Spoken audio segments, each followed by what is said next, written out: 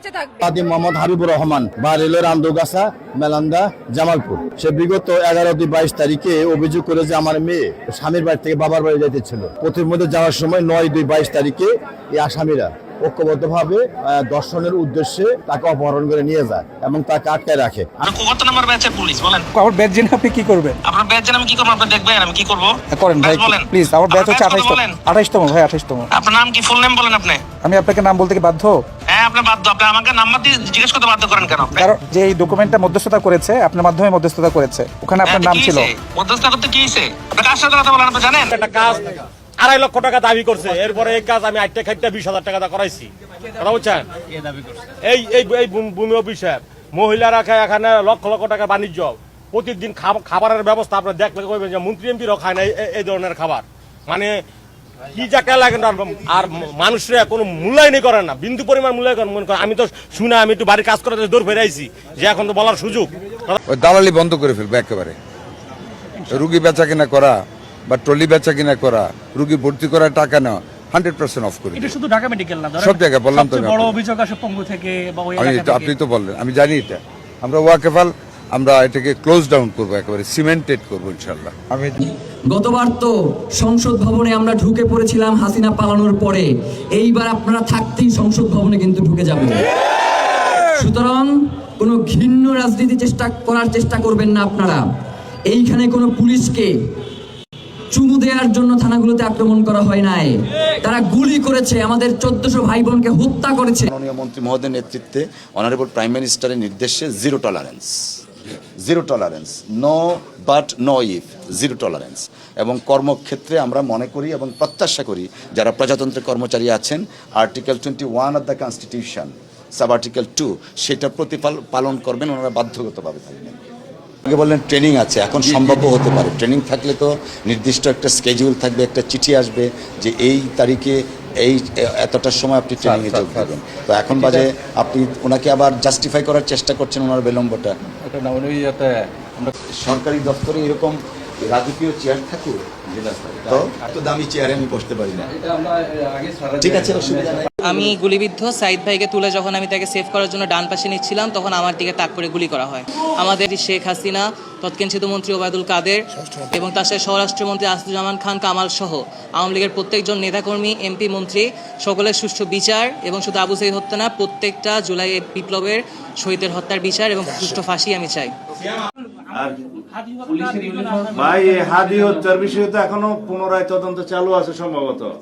আগে যে চার্জশিট দাখিল করেছিল নারাজি দেওয়ার পরে আবার সিআইডি তদন্ত করছে। তো তদন্তনাধীন বিষয়ে আমি বিস্তারিত কোনো বক্তব্য দেব না। তদন্তটা সমাপ্ত হোক, তারপর আমরা ব্যবস্থা নেব। তদন্ত সমাপ্ত হোক, আপনি নির্ধারিত। নতুন একটি নিউজে আপনাকে স্বাগতম। দর্শক, ইতিমধ্যে আজকের ভিডিওর সারাংশ দেখে বুঝতে পেরেছেন ওটা কতটুকু গুরুত্বপূর্ণ তথ্যবহুল আলোচনা হতে যাচ্ছে।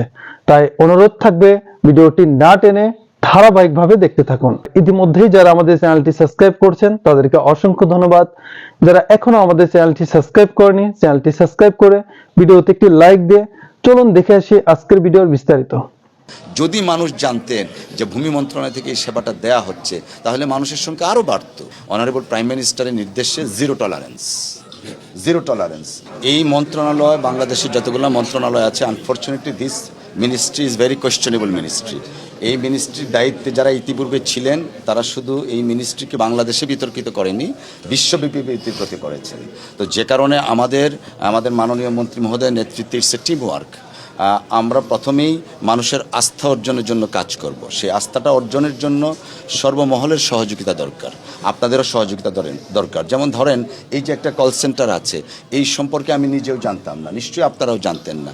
এই কল সেন্টার থেকে যে সেবাটা দেওয়া হচ্ছে 24/7, সারা বছরব্যাপী এই সেবাটা দেওয়া হচ্ছে। এটাকে কীভাবে আরও এক্সপান্ড করা যায়, কীভাবে আরও জবাবদিহিতার মধ্যে আনা যায়, জনবল কীভাবে বাড়ানো যায়, সেই জিনিসটা আমরা কাজ করব। পাশাপাশি একটু আগে আপনারা যেটা দেখলেন, বিনামূল্যে ওখানে যে কোনো একজন এসে সেবা নিতে পারেন। আমি খবর নিলাম দৈনিক 200 থেকে 300 মানুষ আসে। সো 200 থেকে 300 মানুষ তো থাকার কথা না, এখানে মিনিমাম 2 থেকে 3 হাজার মানুষ আসার কথা।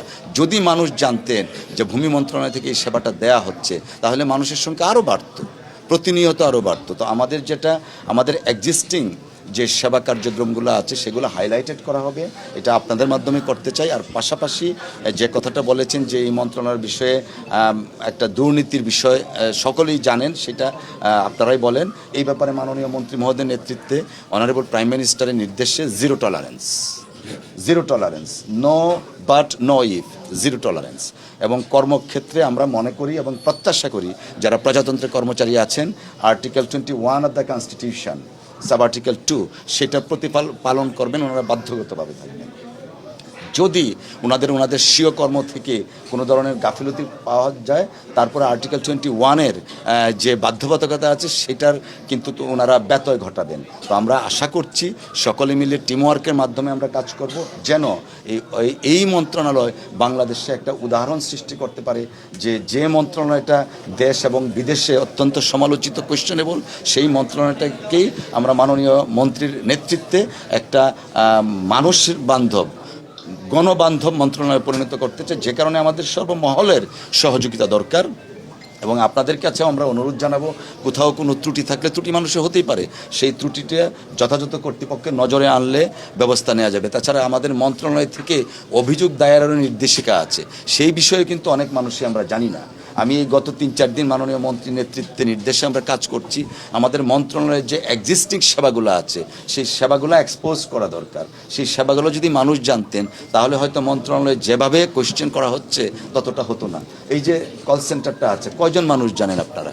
আমরা জানি না, কেউই, অনেকেই জানি না। তো আপনাদের সকলের সহযোগিতা থাকলে এবং যারা মন্ত্রণালয়ে এক্সিস্টিং কর্মকর্তা আছেন প্রত্যেককে সাথে নিয়ে মাননীয় মন্ত্রীর নেতৃত্বে আমরা জনবান্ধব মন্ত্রণালয় গড়ে তুলব।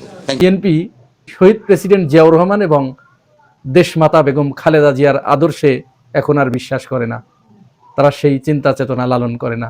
এই বিএনপির ভিতরে ছাত্রলীগ, যুবলীগ, আওয়ামী লীগ, স্বেচ্ছাসেবক লীগ, পতিত স্বৈরাচারের সকল সেগমেন্ট বিএনপির ভিতরে এসে ভর করেছে। তারই ধারাবাহিকতায় বিএনপি ক্ষমতায় আসার মাত্র 15 দিন হলো ক্ষমতায় আসছে।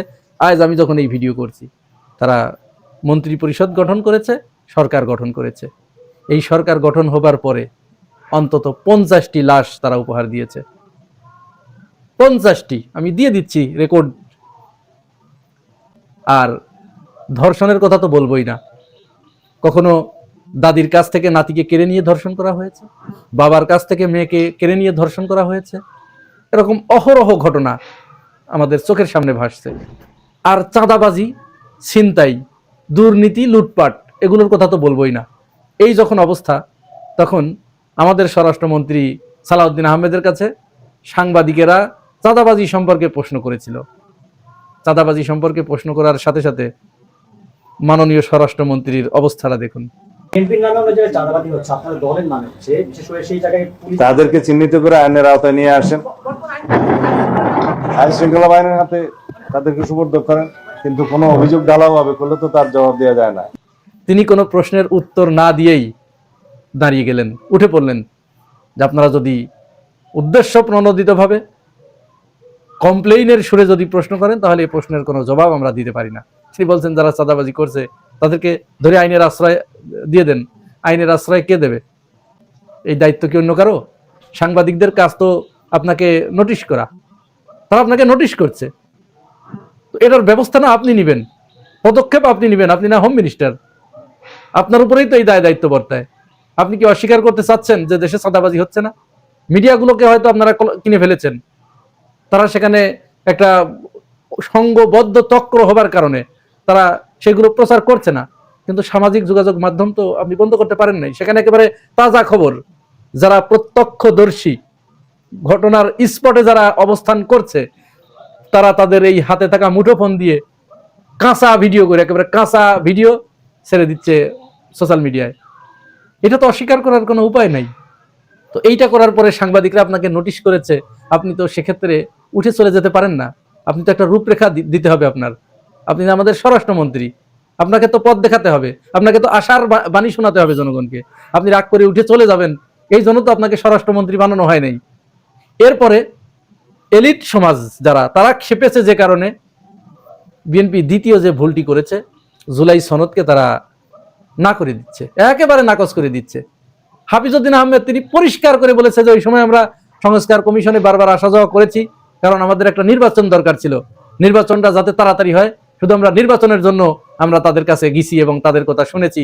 জনগণ যেন আমাদের বিপক্ষে চলে না যায়, এজন্য আমরা সেখানে আসছি আর গেছি। তাই বলে আমরা বাধ্য নই এগুলো করতে হবে। বুঝতে পেরেছেন? জনগণের ভয়ে, জনগণকে বোঝানোর জন্য যে নির্বাচনটা আগে হয়ে নিক, তারপরে জনগণকে দেখে নেব। এই জাতীয় কথাগুলো যখন শুনি তখন আমরা যার পর নাই হতাশ হয়ে যাই। জুলাই সনদকে, গণভোটকে আপনারা ওইখানে স্বাক্ষর করেছেন, রীতিমতো সেখানে আসা যাওয়া করেছেন, সেইটাকে এখন আদালতের কাছে নিয়ে গেছেন। শেখ হাসিনার মতো আদালতের ঘাড়ে বন্দুক রেখে এখন জুলাই সনদকে নাকচ করে দেওয়ার প্রচেষ্টা চালানো হচ্ছে। অথচ দেখুন তো কি বলছে এই সংস্কার কমিশনের যারা দায়িত্বে ছিল, তারা কি বলছে শুনুন তো একটু। লিখিত অঙ্গীকার করেছে যে এই জুলাই সনদে যা কিছু আছে তারা পরিপূর্ণভাবে বাস্তবায়ন করবে, পরিপূর্ণভাবে বাস্তবায়ন করে সুস্পষ্ট অঙ্গীকার। এবং শুধু তাই নয়, তারা এই জুলাই সনদটাকে তারা সংবিধানের অংশ করবে, সংবিধানে এটা তফসিল হিসেবে অন্তর্ভুক্ত হবে কিংবা অন্য কোনোভাবে অন্তর্ভুক্ত হবে। আর তৃতীয়ত তারা কোনো আদালতে এটা নিয়ে প্রশ্ন তুলবে না, যদিও অন্যান্য নাগরিকরা তুলতে পারে। সুতরাং বিএনপি তো বাধ্য জুলাই সনদ বাস্তবায়ন করতে, তারা তো প্রতিশ্রুতি দিয়েছে। আমরা শুধু জামাত ইসলামকেই মুনাফেক বলতে শুনি। তাহলে এটা কি খুব ইমানদারির লক্ষণ? আপনি জনগণের সাথে আগে যে প্রতিশ্রুতি দিয়েছেন, স্বাক্ষর করেছেন, সেটা বেমালুম ভুলে যাচ্ছেন, এটা কি ইমানদারের লক্ষণ? এরপরে কি করা হলো? যারা দুর্নীতির বিরুদ্ধে যে সমস্ত আমলারা কঠিন বিদ্রোহ, সৎ অকুতভয়, এই সমস্ত মানুষদেরকে সাথে সাথে একেবারে 15 দিনের ভিতরে তাদেরকে পদ থেকে সরিয়ে দেওয়া হলো। নাম্বার 1-এ দেওয়া হলো কাকে? দুর্নীতি দমন কমিশনের যিনি চেয়ারম্যান ছিলেন আব্দুল মোমেন, তাকে সরিয়ে দেওয়া হলো এবং তিনি সহ তার কমিশনকেই সরিয়ে দেওয়া হলো। কারণ এই দুর্নীতি দমন কমিশনের চেয়ারম্যান, আমরা যতটুকু জানতে পেরেছি, তিনি প্রচন্ড অনেস্ট ছিলেন এবং তিনি নির্বাচনের আগে একটি ঘোষণা দিয়েছিলেন যে যারা চাঁদাবাজ, যারা দুর্নীতিবাজ, তাদেরকে আপনারা ভোট দিবেন না। এতেই তার কপাল পুড়েছে। এই যে কাজটি করলেন, এই কাজটি করার কারণেই কিন্তু জিয়া হাসান, যিনি বিএনপির পক্ষ হয়ে পিনাকি এবং ইলিয়াসকে ধুয়ে দিয়েছে, সমালোচনা করেছে, বিএনপির পক্ষে বয়ান উৎপাদন করেছে, সেই জিয়া হাসান দেখুন তিনি কি বলেছেন। তিনি বলছেন আওয়ামী লীগ 5 বছর ধরে যে প্রতিষ্ঠানগুলোকে গণতন্ত্রহীন এবং দলীয়করণ করেছিল, বিএনপি মাত্র 15 দিনেই সেই জায়গায় পৌঁছে গেছে। জিয়া হাসান বলেছে।